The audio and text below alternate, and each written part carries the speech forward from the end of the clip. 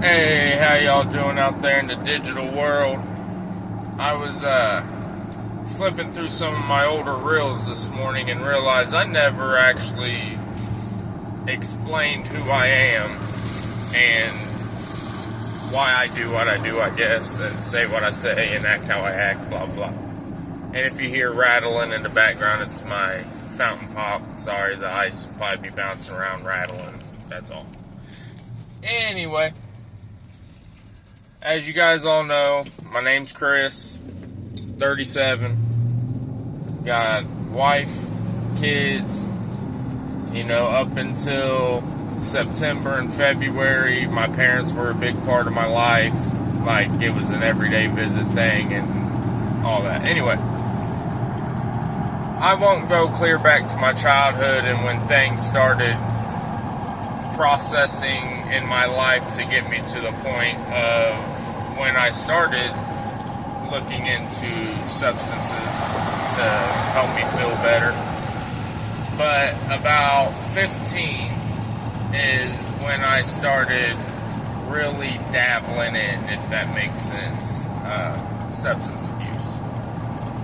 By the time I was 16 and a half, 17, I was hooked. Like if I didn't have it, withdrawals and everything, and at the time I didn't really understand addiction or anything of that nature. I just wanted the high, you know what I mean? It was fun to me, it helped me escape. I don't know why my heat's blowing like it is. Anyway, it was a means to escape reality and my thought process and all the mental things I was going through, with depression. I tried to, unalive myself more than once. When I was a teenager, life got real rough for me, mental health-wise. But I hid it. I tried to hide it from everybody. I was always the life of the party, the loud one. Everybody, good time around me, making everybody laugh and forget their problems while I was silently losing my battle. So the substance abuse got a lot worse. I never did do a needle, you know what I mean? The only thing I ever smoked was the devil's lettuce and cigarettes. I didn't ever smoke any substances like that. But it took over my life. I lost everything I had. If I ever did work up to get something nice, I didn't have it for very long before it was gone to drugs. Fast forward to when me and my wife got together in 2015. We were both in active addiction, drinking, anything we could to constantly keep other things on our minds because she's been through some things herself.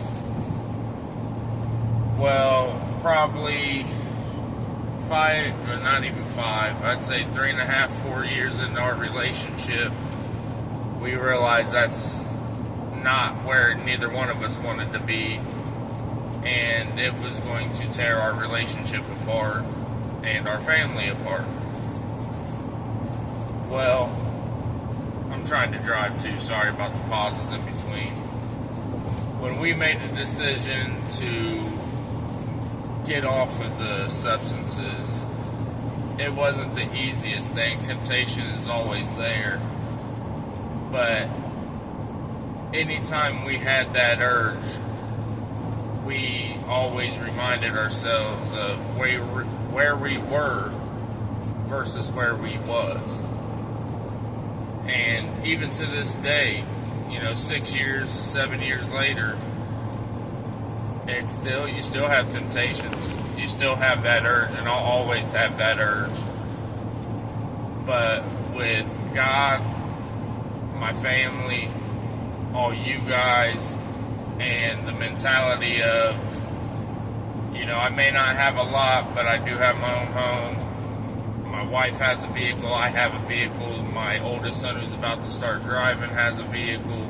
Me and my wife both have motorcycles. our kids have game systems, TVs, their own rooms, and there was a time not too long ago that we could barely keep a house. You know, like, it was rough. But just something switched one day, and it just wasn't what we wanted no more. You know what I mean? We wanted to be able to build our lives together and give our kids a better chance. So, moral of the story is, we didn't give up. We didn't quit. We didn't let the world stop our progress. We pushed through. We kept it going. God was there with us every second. And that's why I speak about God as much as I do now. Because without Him, I would not be alive. The substances would have took me out, one way or another. So, it is possible. We do recover, you know, regardless on if you were addicted in silence, which, believe me, people know. Whether you feel they do or not, they can tell. Or, you know, you was proud and loud about it.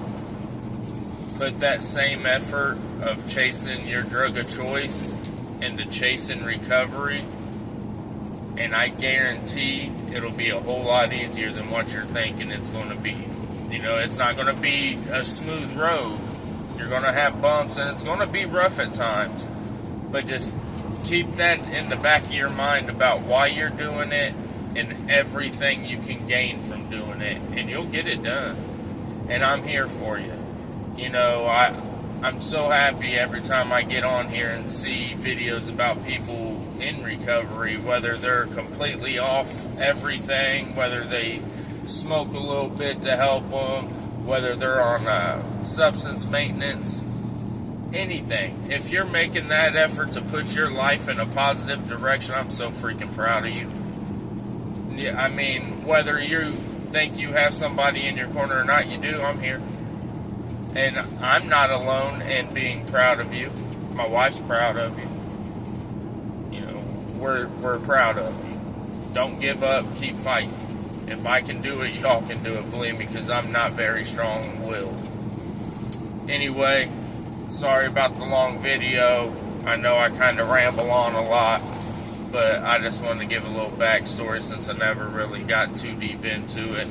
One of these days I'll sit down and actually break down everything, because there's a lot that's happened in my life that not very many people at all know about. And, you know, maybe if I can bring myself to open up about some things, it'll help somebody else be able to open up about some things. And positive change is worth any type of risk to me. Anyway, I love you, beautiful mother suckers. Don't you ever forget it. I am always here if you need me. My inbox stays open. Much love. God bless. Stay safe, y'all.